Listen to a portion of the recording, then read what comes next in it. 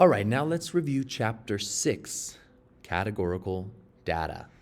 So categorical data, of course, we're going to use a lot of bar plots, and let's go over what the different things are. Define and use properly in context of all new terminology. To include factor. So a factor, referred to RStudio, is a way that RStudio handles categorical data, categorical variables. And it really is a way for RStudio to store certain outcomes of categorical variables in terms of numbers like ones and zeros, and then keep in mind though that they are character variables, and then a character will be assigned when plotting or doing tables. Now, let's talk about what a contingency table is. A contingency table is a table that shows variable counts for two different variables, one on rows and one on columns. And I want to show you.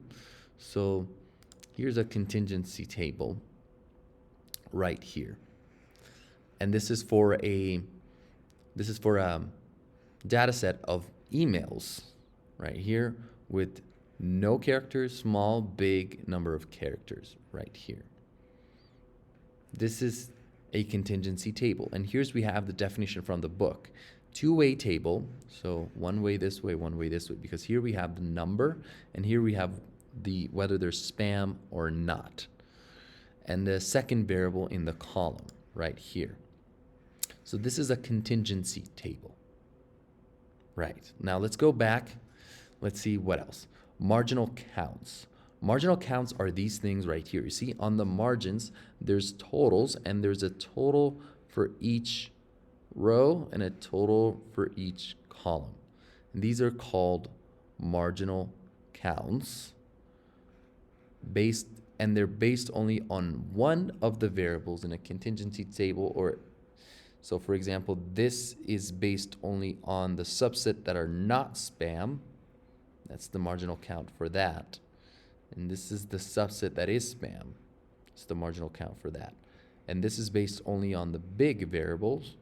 That's the total right here. This is only on the small variables, so on. So it is a way to exclude the presence of the other variables in the count. And so these are called marginal counts. Now, joint counts. They are counts based on both variables in a contingency table. So let's see an example of a joint count. The row and columns totals are known as marginal counts, and the values in the table are known as joint counts. So I would say the values in the table are known as joint counts. So this one, for example, that's a joint because it's the joint between big and spam. This one's a joint. You go ahead and tell me what this one is. I'm assuming you did that. It's a joint between the small variable or the small outcome of the number variable and the no spam outcome of the spam variable. So that's a joint. So all these guys and these guys are joints, and these are marginal counts. Marginal counts exclude the presence of the other variable in the count. Okay? Now let's keep going. Joint counts, we just did that. Frequency table.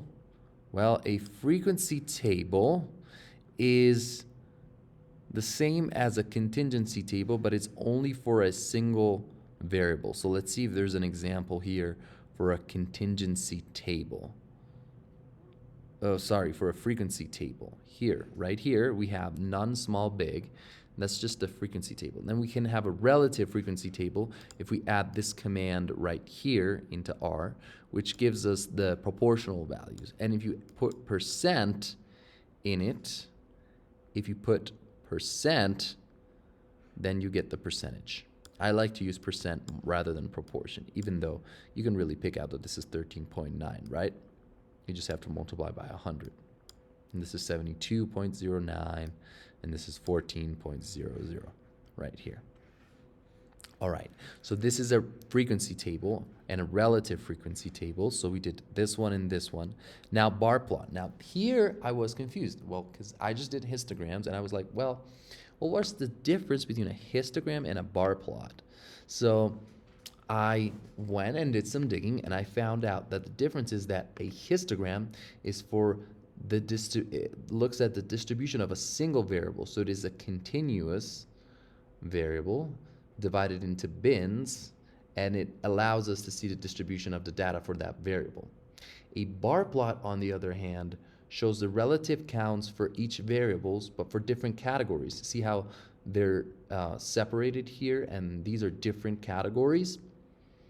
That's the difference between a bar plot and a histogram, which is what we did in chapter 5. Now, conditioning is examining the outcome for particular measurements given the condition of another variable. So analyzing a subset of data given the presence of certain values for other variables. So say, for example, here I'm going to give you some conditioning examples. Say that here we have the proportion of emails with a number in it. So the fact that it's with a number in it, we are taking only emails that have numbers within them. And then we're making this observation. So that's called conditioning. Okay? Now, what is a segmented bar plot? Is when we have multiple segments in each one of these bars that represent the outcome of a different variable. That's what a segmented bar plot is.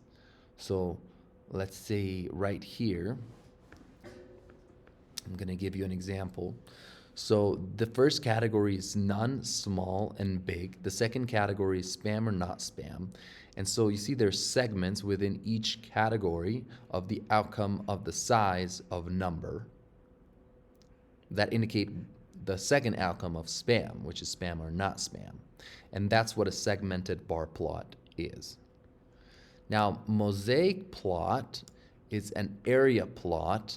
So it's just a different way of showing the data.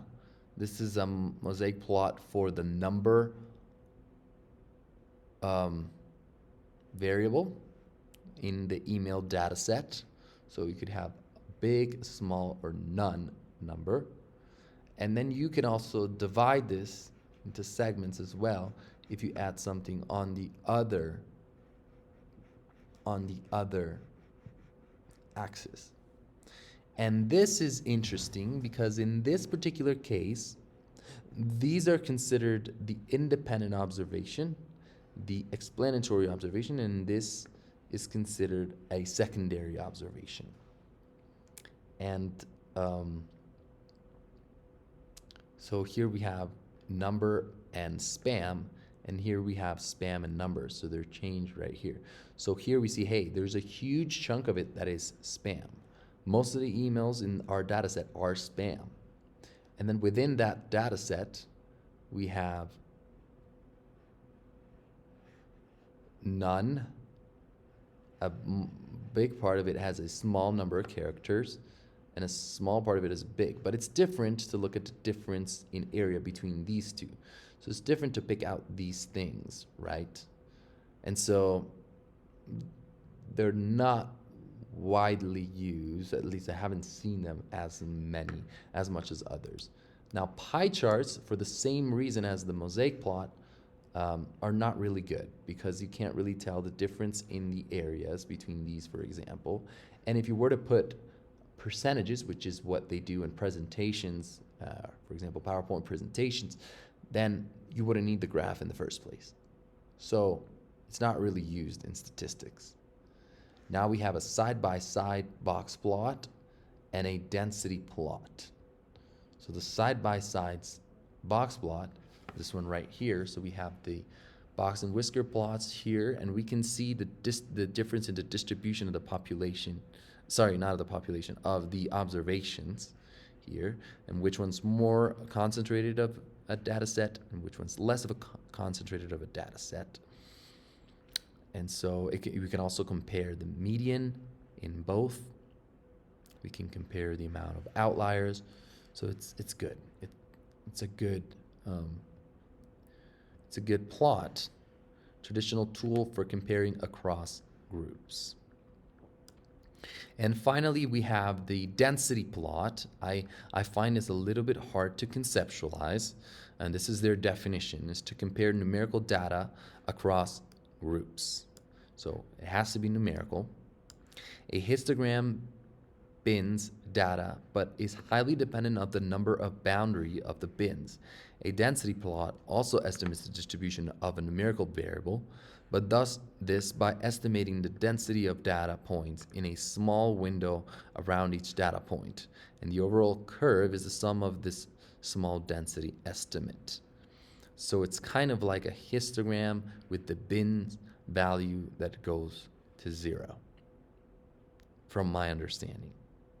And I hope this was useful for you, useful review. It definitely was for me. Now let's go over these definitions that I wrote down here as well. Contingency tables and bar plot.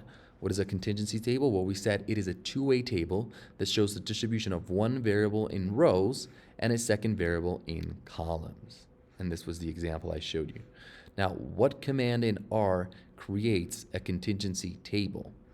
Well, we can use tally, and we can use the tilde and spam plus number data emails margins true to get the contingency table right here. Right here. Now, I did look at what's the difference between this and just putting the tilde instead of this. And there are minor differences, but you can play around to see which one will get you the columns and which one will get you the rows. But usually if you put spam before the tilde, you're going to have it here. And then whatever you have after the tilde, you're going to have it here. But keep in mind, though, that even though this looks like a row, it really indicates the columns. So that's kind of where the confusion lies in there. Now let's look at define marginal counts in your own words. They're counts based on only one of the variables in a contingency table. And we talked about that. Now, what is the difference between a frequency table and a relative frequency table? Well, one has actual counts and the other one has proportions or percentages. What is the command to create a bar plot? GF bar. What is the command to create a bar plot of proportion? GF props. Right? Now, column proportions. How are column proportions calculated? Well, they're counts over the total count just for a particular column in a contingency table. Segmented bar and mosaic plots. So we talked about the segmented bar is the division within each category based on another variable. So if you had segments here, that would be a segmented bar plot. And mosaic plot is a different type of plot that uses area to visualize the breakdown of the data. They can show if so how a segmented bar plot help determine variable dependence. They can show if a variable changes, I did not spell this right, within each bucket of another. So this is important. If you look at a segmented bar plot, if the change in segment and the relative change changes within each bar, then it means that there is a variable dependence. What command in R creates segmented bar plot? One of these two. You just have to add a different command, which I think is, well, let's see, segmented bar plot right here. GF bar, fill with spam. Fill with the second variable in there. And then if you want props, you want to add position fill if you want it out of 1, so relative proportions. Okay, now what is a mosaic plot? It is another plot to visualize contingency table, and they use box areas to represent the number of observations. The only pie chart you will see in this book, hopefully, We don't use it because it's difficult to distinguish angles with the naked eye. So I said area earlier. I guess I meant to say angles. I was still thinking about mosaic. Plots. Comparing numerical data across groups. What does a side-by-side box plot allow you to do? It allows you to compare across groups. So, for example, to compare the medians, to compare the outliers, to compare the ranges, the distributions. Describe what a density plot is. I think it's a histogram in which the bin's width goes to 0. You can think of it as a smooth version of the histogram. It is plotted by estimating the density of data points in a small window around each data point. And what command does that? gfdense. Okay, that was a lot of information, but I hope it's all clearer now that we went through it and that it's fresher in your mind. And I will see you next time.